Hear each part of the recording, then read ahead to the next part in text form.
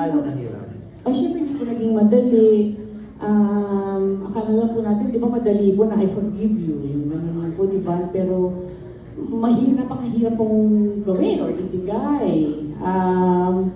Tsaka mas na-realize ko yung parang kung gano'n siya ka-importante para sa sarili niyo po eh. Kumbaga yung mas na-realize ko yung forgiveness, kung gano'n siya ka-importante para sa sarili mo than for the person you're giving your forgiveness to. Parang gano'n. Tsaka yung bigat po niya na dala-dala niyo pa rin po at hindi niyo basta-basta maibigay.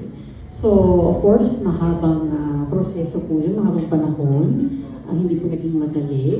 Pero, hinayaan ko lang po. Hindi ko po pinilit lang yung sarili ko po. Parang gano'n. I took my time. Ginawa ko lang po yung mga kinilangan Saan ko. ka ngayon? Nandiyan ka sa proseso. Ay, hindi po. My goodness na. Ibigay ko na po. Kamubon daw ng lagpas na. Ibigay ko na po. You've forgiven him. Yes.